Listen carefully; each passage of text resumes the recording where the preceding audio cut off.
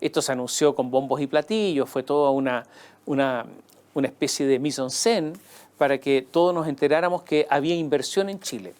Después de varias ciudades que empezaron a competir porque querían que Sinovac estuviera ahí, y compitió Concepción, compitió Antofagasta y otra más, bueno, finalmente Sinovac decidió instalarse en Antofagasta.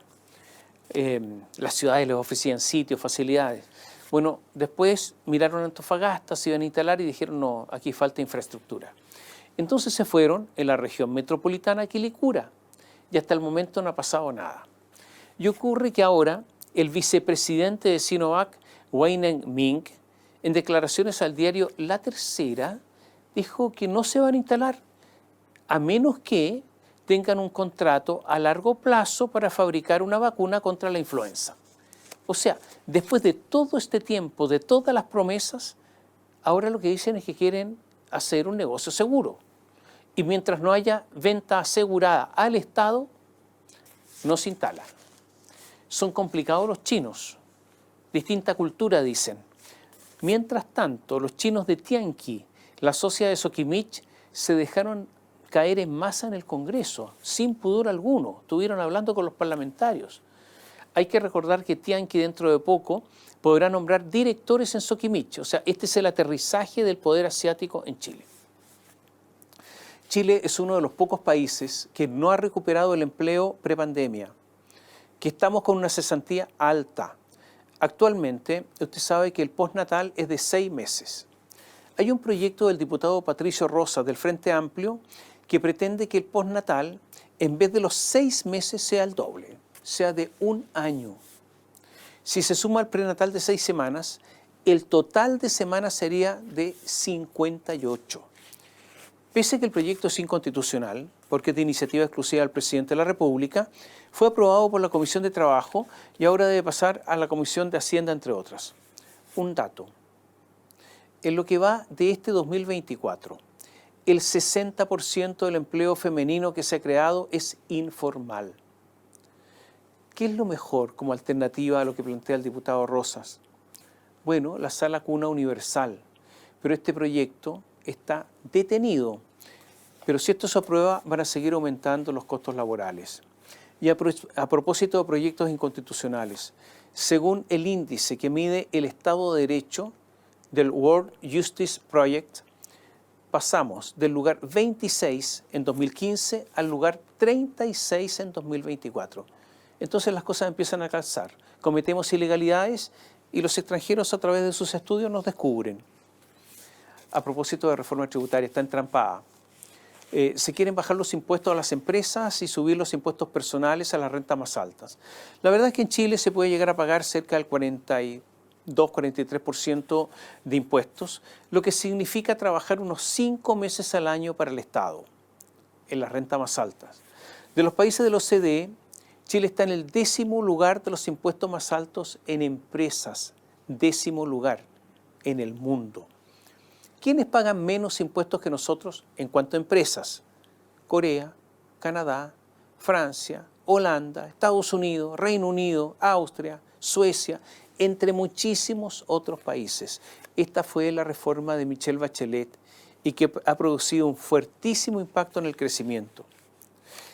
Esta semana se supo además que las cuentas de la energía eléctrica subirán en enero un 17% promedio. Se sabía que venía una nueva alza, pero el alza va a ser muy superior a lo que se había estimado por parte de las autoridades. Pero yo diría que lo más importante de la semana en materia económica es el informe de política monetaria del Banco Central, el IPOM, y fue malo. Y fue malo porque la economía está mal.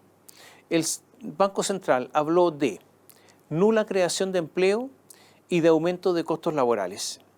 El crecimiento de este año será de 2,3% con una base de comparación de solo 0,2% y por lo tanto no se va a cumplir la previsión, la proyección, el pronóstico del gobierno de Mario Marcel. Los años 2025-2026 serán incluso más malos que este año, con crecimiento entre 1,5 y 2,5%. El país está estancado e incluso con tendencia a la baja. La demanda interna futura, que en el anterior informe era de 1,3%, ahora baja a 1,1%. Se había estimado de 2,5% para 2025 y ahora baja a 1,9%. Y para 2026 baja de 2,4% a 2,1% en cuanto a demanda interna. Sube la proyección de inflación para este año a 4,8%. Y hay que recordar que la meta del gobierno era de 3%. Y para la primera parte de 2025 la inflación se va a empinar al 5% para luego moderarse durante el año para llegar finalmente a fines de 2025 a 3,5%. La formación bruta de capital fijo, o sea, la inversión, caerá este año un 1,3% y aumentará el próximo año levemente en un 3,6% con una base de comparación muy mala, cuando la previsión del anterior IPOM era que aumentaba un 5%. La verdad es que todas las proyecciones del gobierno no se cumplieron. Ante todos estos datos y este informe que entregó el IPOM del Banco Central, reaccionó el presidente Gabriel Boric y que dijo: ya me acostumbré a los pronósticos pesimistas de los economistas.